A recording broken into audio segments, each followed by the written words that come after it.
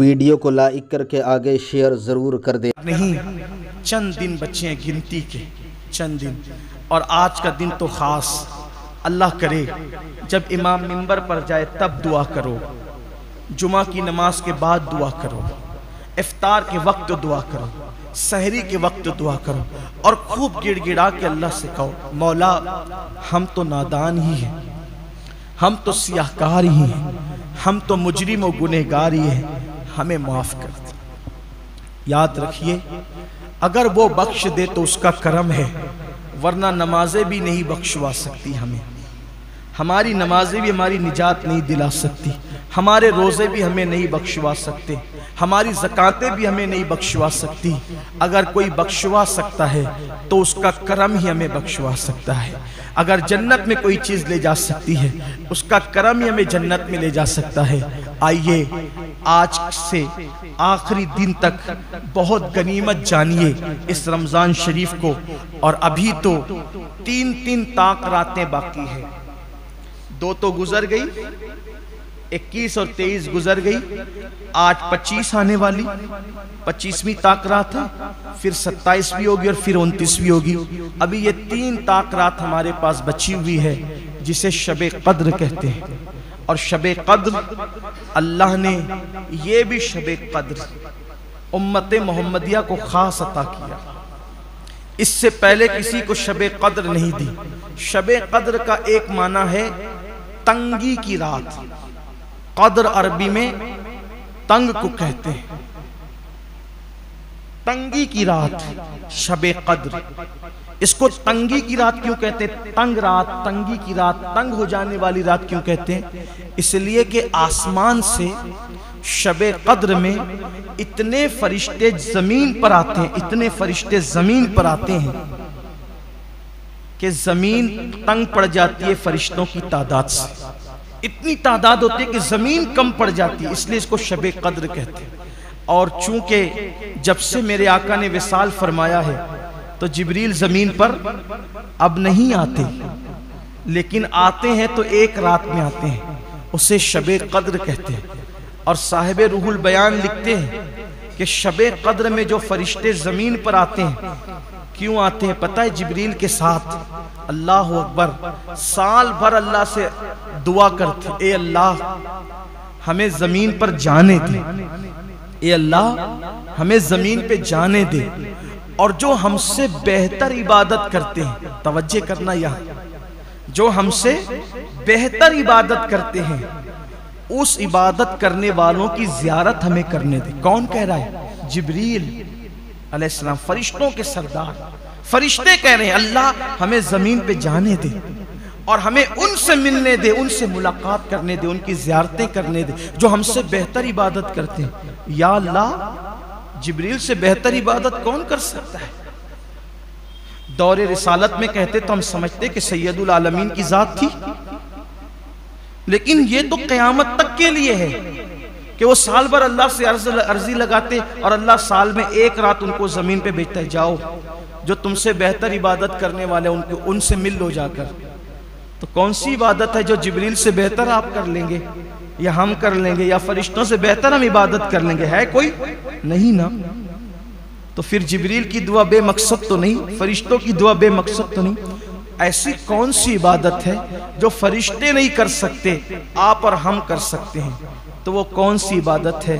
وہ نماز نہیں ہے میرے عزیز، کیونکہ ہم فرشتوں سے اچھی نماز تو پڑھ بھی نہیں سکتے، ہے نہیں؟ کون سی عبادت ہے؟ تو صاحب روح البیان نے لکھا ہے وہ عبادت ہے جو فرشتے کر ہی نہیں سکتے، جو فرشتے کر ہی نہیں سکتے۔ کون سی عبادت ہے؟ وہ عبادت ہے کہ تجھے شدت کی پیاس لگی ہو، تجھے شدت کی پیاس لگی ہو اور تیرے سامنے کوئی پیاسا آ جائے تو تو اپنے ہاتھ کا شربت اس کے ہاتھ میں دے دے کہ یہ اللہ کا بندہ ہے۔ یہ وہ عبادت ہے۔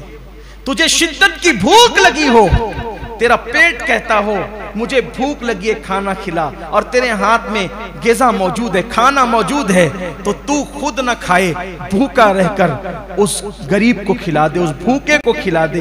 یہ وہ عبادت ہے جو فرشتوں کے بس میں نہیں۔ کیوں؟ کیونکہ فرشتے تو کھاتے نہیں ہیں، انہیں بھوک کیسے لگتی؟ جب انہیں بھوک نہیں لگتی تو وہ کسی بھوکے کو کیسے کھلائیں گے اپنا کھانا؟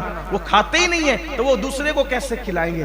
تو تم نے اپنا لقمہ اس کو دے دیا، تم نے اپنا شربت اس کو دے دیا، تم کو پیسوں کی ضرورت تھی اور تم جا رہے تھے بازار میں کوئی چیز خریدنے کے لیے، اپنے سے بڑا کوئی ضرورت مند مل گیا۔ جیسے میں جوتے خریدنے جا رہا ہوں بازار میں، میرے پاس پرانے جوتے تو ہیں، عید کے لیے جوتے لینے جا رہا تھا، مجھ سے زیادہ ضرورت مند کوئی ایسا ملا، ارے میرے پاس سحری کو پیسے نہیں ہے، دل میں خیال آیا یار پرانے جوتوں پر بھی عید ہو سکتی ہے، اٹھا کر مجھ سے زیادہ ضرورت اس کو ہے، ارے لے جا، تیرے بچوں کو بھوکا رکھنے کی بجائے سحری کروا لینا، اپنی رقم اس کو اٹھا کے دے دی۔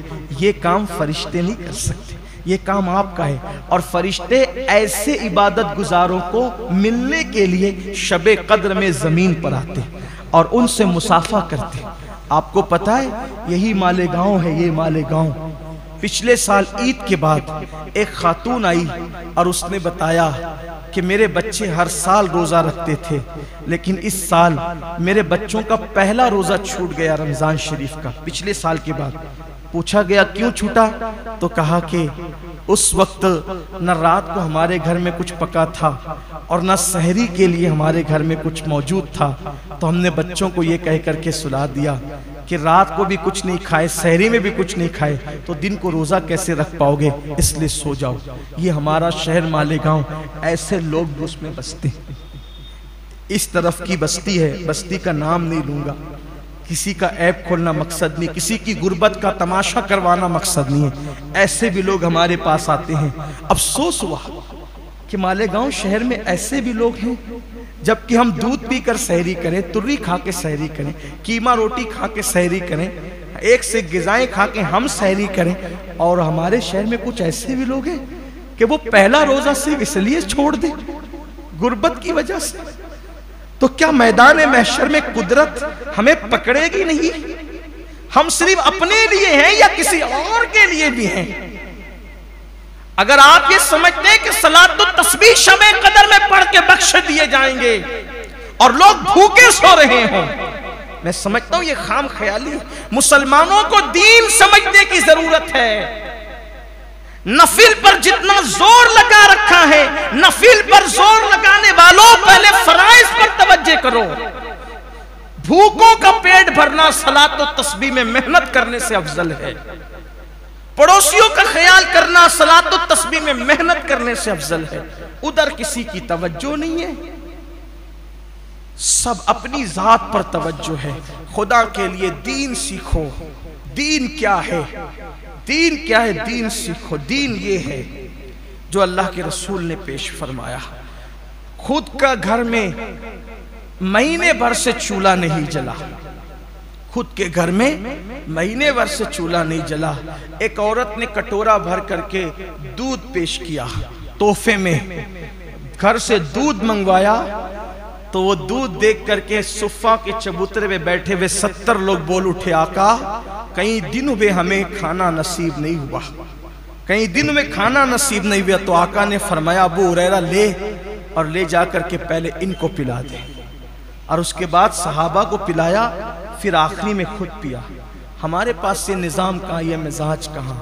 ہم نے ہر چیز پہلے اپنی ذات کو پرائیورٹی دینی ہے، پھر دوسروں کو۔ دین سیکھیے۔ میں بس جمعۃ الوداع میں یہی بات کر کے اپنی گفتگو کو تمام کرتا ہوں۔ شب قدر میں توبہ بھی کرو، نمازیں بھی پڑھو، استغفار بھی کرو۔ 1000 مہینے سے افضل ہے یہ رات۔ فرشتے مصافحہ کرتے ہیں، ملاقات کرتے ہیں، ہم لوگوں سے ملنے آتے ہیں، مصافحہ کرتے ہیں، ملاقات کرتے ہیں، امتی ہونے کی حیثیت سے، حضور کا امتی ہونے کی حیثیت سے۔ اور فرشتے اس ذات جس سے مصافحہ کرتے ہیں اس کو پتہ بھی چل سکتا ہے کہ فرشتوں نے ہم سے مصافحہ کیا کہ نہیں کیا، ملاقات کی کہ نہیں کی۔ صوفیاء کرام فرماتے ہیں اس کا پتہ چلنے کا طریقہ یہ ہے کہ اس رات جب تم کوئی نیکی کرتے ہو تو تم پر رقت طاری ہو جاتی ہے، تمہاری آنکھیں بھیگ جاتی ہے، تمہاری آنکھوں میں آنسو آ جاتے ہیں اور پورے وجود پر کیف طاری ہو جاتا ہے۔ ایسی کیفیت طاری ہو جائے تو سمجھ لو کہ اللہ کے فرشتوں نے تم سے ملاقات کر لی ہے۔ اس رات عبادت کا اہتمام کرو، اور جو دن بچے ہیں اس میں اللہ کی بارگاہ میں خوب استغفار کرو، رو گڑ گڑاؤ۔ اور آخری بات یہ کرنا چاہتا ہوں، دنیا کے حالات تیزی کے ساتھ بدل رہے ہیں، تبدیل ہو رہے ہیں، ہمیں بھی بدلنا ہوگا۔ بدلنے کی سب سے بڑی چیز ہمیں یہ ہے، ملکی حالات بدل رہے ہیں، ملکوں کے حالات بدل رہے ہیں، پوری دنیا کی سیاست، معیشت، معاشرت، تہذیب، تمدن، کلچر سب بدل رہا ہے، ہمیں بھی بدلنا ہوگا۔ نہیں بدلے تو کہیں کے نہیں رہیں گے، جوتے چپل سینے کے قابل بھی نہیں رہیں گے، لیٹرین صاف کرنے کے قابل بھی نہیں رہیں گے، سمجھ لینا۔ اس لیے بدلو اپنے آپ کو۔ کیا کیا بدلو گے ساری باتیں بعد میں کریں گے۔ اچھا لگا ہو تو ایک لائک بات کر سب کے سے آگے بڑی، شیئر ضرور کر اپنے دینا۔ اندر اللہ اور اپنی حافظ۔ اولاد کے اندر، اپنی نسلوں کے اندر دین کی سمجھ اور دین کی فکر پیدا کرو۔